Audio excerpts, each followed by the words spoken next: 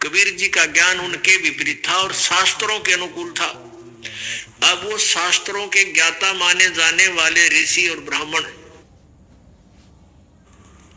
वो सदग्रंथों को समझ नहीं रहे थे, जिस कारण से उन्होंने एक पॉइंट सभी के हृदय में जचा दिया कि कबीर अशिक्षित है, ये अक्षर ज्ञान नहीं है इसको, इसलिए ये जो ज्ञान कह रहा है ये वेदों और गीता के विरुद्ध बोल रहा है।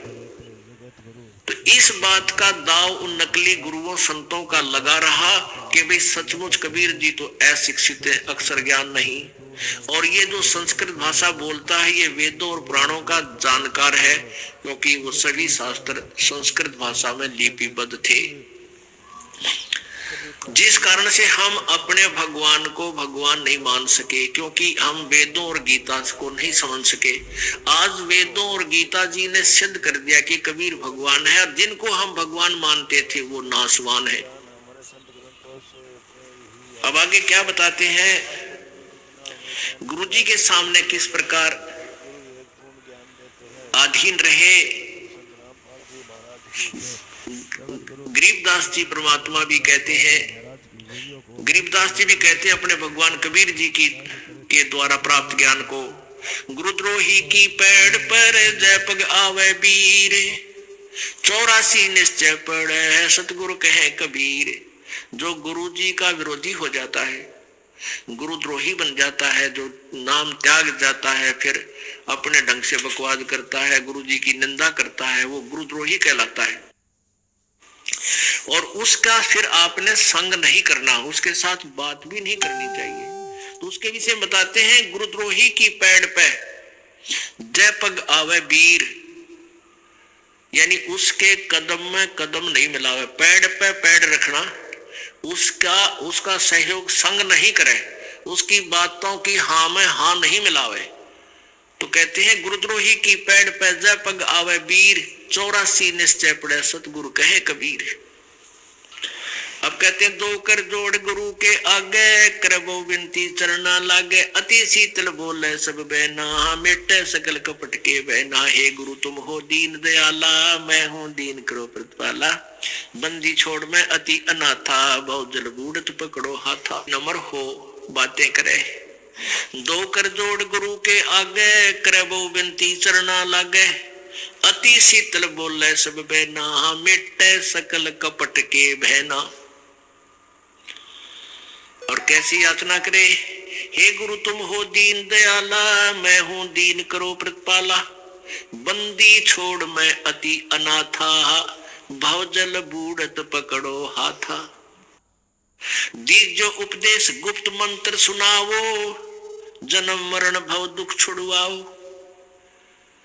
जैसे आपको प्रथम मंत्र दिया जाता है, उसके बाद आपको सत्य नाम दिया जाता है, और फिर एक गुप्त मंत्र है सार नाम, उसके विषय में परमात्मा कह रहे हैं कि ऐसे आपने अधीन होना है अपने सार नाम प्राप्त प्राणी को प्राप्त करने के लिए। प्राणी को बंदी छोड़ मैं अति अनाथा, भवजल बूढ़त पकड़ो हाथा, दीजे उपदेश गुप्त मंत्र सुनावो, जन्म मरण भव दुख छुड़वाओ। यो आदीन हो शिष जब ही, शिष पर कृपा करे गुरु तब ही। कि गुरु के लिए भी संदेश दे रहे हैं जो अपना कृपा पात्र भेजते हैं प्रभु, कि जब इतना अधीन प्राणी हो ले तब गुरु उसको गुप्त मंत्र देवे, जो सतगुरु है। वैसे नहीं देवे, वो व्यर्थ हो जाएगा, लाभ नहीं होगा।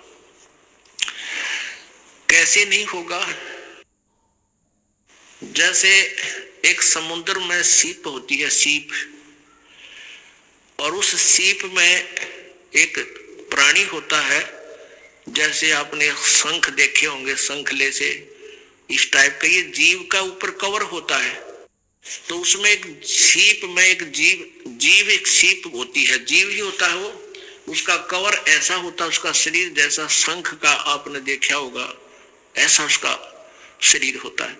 और वो सीप समुद्र में ही रहती है, जल से बाहर नहीं जाती, और उसको जब प्यास लगती है वो जल के ऊपर आ जाती है समुद्र के, और आसमान से जब वर्षा हो रही हो रजा हो प्रभु की, उस समय आसमान से वर्षा हो तो उस वर्षा के जल को वो मुख में ग्रहण कर लेती है और उस आसमान से गिरे हुए जल से को प्राप्त करके मुंह बंद कर लेती है, फिर उसमें मोती बनता है, अन्यथा मोती नहीं बने। अब जब उस सीप का मुंह बंद हो और वो जमीन समुद्र के ऊपर तैर रही हो, तो कहते हैं सारा सावन बरस जा, मोती नहीं बन सकता। तो क्या कहते हैं परमात्मा कि जब आप में इतनी तड़प होगी तो आपके अंतःकरण रूपी सीप का मुंह खुल गया और उस खुले मुंह में जब गुप्त मंत्र डाला जाएगा तो आप फिर वो उसमें मोक्ष रूपी मोती बन पाओगा। अन्यथा अगर आपका अंतःकरण का मुंह नहीं खुला, चाहे कितनी बार वो मंत्र दे दें, आपका कति काम नहीं आएगा। तो यहाँ क्या कहते हैं, यो आदीन हो ऐसे जब ही से सुब्र कृपा करे गुरु तब ही, गुरु से जब दीक्षा मांगे है मन कर्म वजन धरे धन आगे। गुरु से जब शेष दीक्षा मांगे और मन कर्म वचन धरे धन आगे। मन कर्म वचन से तो आपकी सच्ची लगन हो और धरे धन आ गए, यानी जितनी भी आपकी दीक्षा योग्य तो आप चाहते पूजा 10 2 4 10 रुपए वो अवश्य उसमें दे। कहने का भाव ये है, जयपुरे मने साहेब नाम कबीर, जयपुरे मने परमेश्वर नाम कबीर। एक समय गुरु बंसी बजाई कालंदरी के तीर, एक समय गुरु बंसी बजाई कालंदरी के तीर। सुर नर मुनि जन थकत बहे वो रुक गया दरिया नीर, जयपुरे मन साहेब नाम कबीर, जयपुरे मन परमेश्वर नाम कबीर। काशी तज गुरु मगहर आए दोनों दीन के पीर, काशी तज गुरु मगहर आए दोनों दीन के पीर। कोई गड्ढे कोई अग्न जलावे ढूंढा ना पाया शरीर, जयपुरे मन साहेब नाम कबीर, जयपुरे मन परमेश्वर नाम कबीर। भाई चार दाग से सतगुरु न्यारे अजरो अमर शरीर, चार दाग से सतगुरु न्यारे अजरो अमर शरीर। दास मलूक सलूक कहते हैं खोजो खसम कबीर, जयपुरे मन साहेब नाम कबीर, जयपुरे मन परमेश्वर नाम कबीर। दाग से सतगुरु न्यारे अजरो अमर शरीर, चार दाग से सतगुरु न्यारे अजरो अमर शरीर। दास मलूक सलूक कहते हैं खोजो खसम कबीर, जयपुरे मन परमेश्वर नाम कबीर। ताकि आज मोहे दर्शन दियो जी कबीर, आज मोहे दर्शन दियो जी कबीर। सत्यलोक से चल कर आए। मलुकदास जी ने कहा है, जयपुरे मन परमेश्वर नाम कबीर, जयपुरे मन साहेब नाम कबीर। एक समय गुरु बंसी बजाई कालंदरी के तीर, एक समय गुरु बंसी बजाई कालंदरी के तीर। सुर नर मुनि सतगुरुदेव की वहेवा रुक गया दरिया नीर, जयपुरे मन साहेब नाम कबीर। दोनों दीन का झगड़ा ठन गया, टोहा न पाया शरीर, जय पोरे मन साहेब नाम कबीर। दास मलूक सलूक कहत है, खोजो खसम कबीर, जय पोरे मन परमेश्वर नाम कबीर। नानक साहब जी कहते हैं, भाई सूरत मुलुक की वेश ए ठगवाड़ा ठक्की देश, खरासी आना बोता वारी धानक रूप रहा करता। श्री गुरु ग्रंथ साहिब जी के प्रश्न नंबर 24 पन्ने पर ये वाणी अंकित है कि एक सवान दुई सवानी नाल भलके भोकाई सदा ब्याल, कूड़ छुरा मूठा झूठा मरदार, और ये धानक रूप रहा करता। भाई सूरत मुलुक की वेश। फिर नानक साहब जी कहते हैं, तेरा एक नाम तारे संसार, मैं एहो आस एहे आधार, ये धानक रूप रहा करता। भाई सूरत मुलुक की वेश ए ठगवाड़ा ठगी देश, खरासियाना बोता वार, ये धानक रूप रहा करता। और प्रश्न नंबर 731 पे कहा है कि अंधा चुंदला नीच जात परदेसी, मेरा छिनावे चल जावे, और जाकी संगत नानक रंदा कैसे मोड़ा पावे। गुरु ग्रंथ साहिब जी के प्रश्न नंबर 721 पर लिखा है, एक अर्ज गुप्तम पेश तो दर कून करतार, हक्का कबीर करीम तू बे अपरवरदिगार, नानक बुगोत जन तेरा तुरा, तेरे चाकरा पा खाक्स फाकाक। तो फिर आदमी दादू साहिब जी ने कहा है, जिन मुझको निज नाम दिया, सोए सतगुरु हमारे, दादू दूसरा कोई नहीं, ये कबीर सिरजनहारे। और वहां से चलकर आता है, हमें मिला उसको मिला ऐसे मिला, सारे प्रमाण है हमारे पास। अब वेद क्या बताते उस परमात्मा के बारे में, वो क्या लीला करता है। यदि वेदों में भी वही प्रमाण मिल जाता है जो उन महापुरुषों को मिला जिन्होंने बताया कि मुझे भगवान मिले परमात्मा और सचखंड लेकर गए, मुझे वापस छोड़ा, वो है परमेश्वर ब्रह्म, वो कंप्लीट गॉड है। और उसी वैसी ही लीला वेद बताते हैं, तो अपने आप समझ में आ जाना चाहिए, अग्रम अग्रम खत्म हो जानी चाहिए प्राणी की, और बिल्कुल हो जाएगी। और कहते हैं, आंखों देख कर भी जो नहीं मानता, जान बूझ साची तजय, और करे झूठ तने, ताकि संगत है प्रभु स्वप्न में बिना थी। इसे नालायक आदमी तो कहते सपने में भी नहीं मिला, जो आंखों प्रमाण देखकर फिर बकवास करता है, झूठ बोलता है, रामपाल ये करता है, कहाँ लिखा दिखाने लग रहा, मैं सारे सदग्रंथ प्रमाणित कर रहा हूँ, सामने दिखा रहा हूँ, फिर भी कहता है, झूठ बोलता है, तो वो स्वार्थी और काल का पक्का दूत है। उस व्यक्ति का मुंह नहीं लगना चाहिए, उसकी बात नहीं सुननी चाहिए अपना सफल होने के लिए।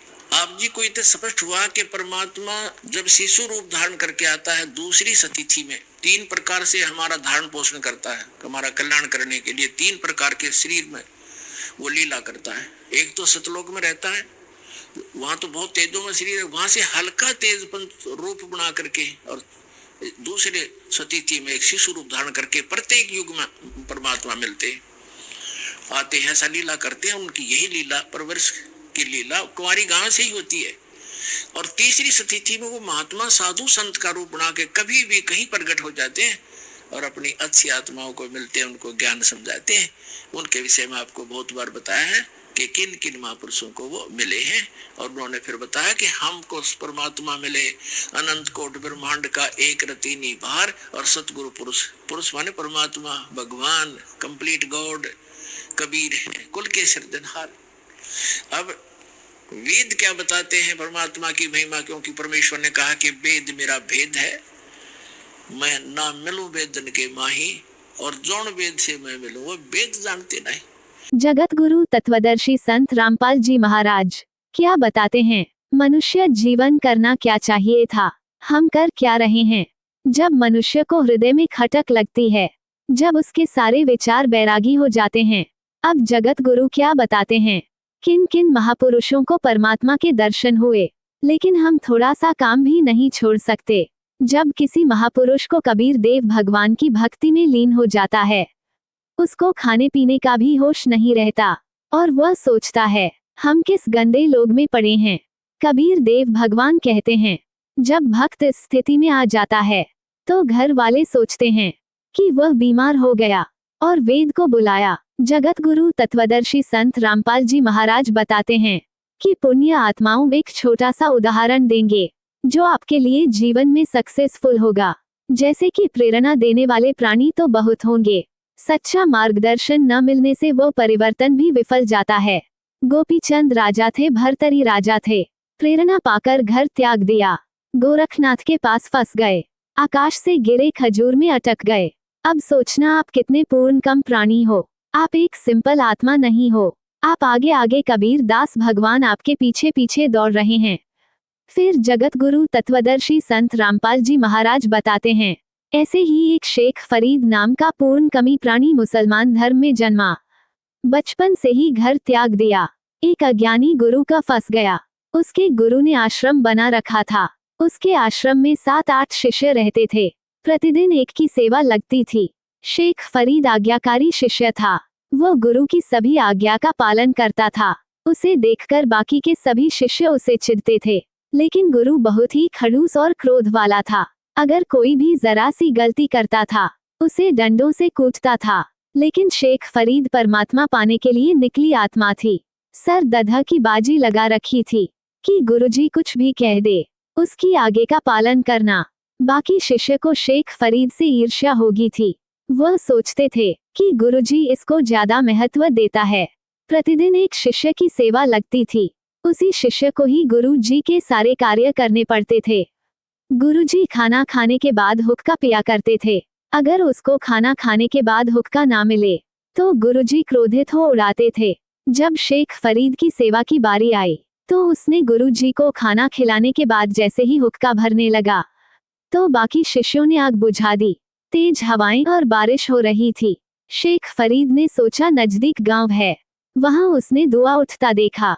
गांव से भागकर आग लेकर आ जाऊं। उसने जाकर बोला, माई आग दे दो, हुक्का भरना है। माई परेशान हो रही थी, आग नहीं जल रही थी। माई ने बोला, आग नहीं मिलती, आकर आंख फोड़ ले। आंख फोड़ता आग मिले। शेख फरीद ने चिमटा उठाकर आंख फोड़ ली और बोला, माई दूसरी और फोड़ लूं। माई देखकर डर गई और बोली, बाबा जितनी भी आग लेनी है ले जा और मुझे माफ कर। शिष्य आंख पर पट्टी बांधकर चिलम भरकर दौड़ा चला गया। जगत गुरु संत रामपाल जी महाराज की वीडियो को लाइक पर लाइक, सब्सक्राइब पर सब्सक्राइब करो, जिससे गुरुजी का ज्ञान पूरे विश्व में फैल सके।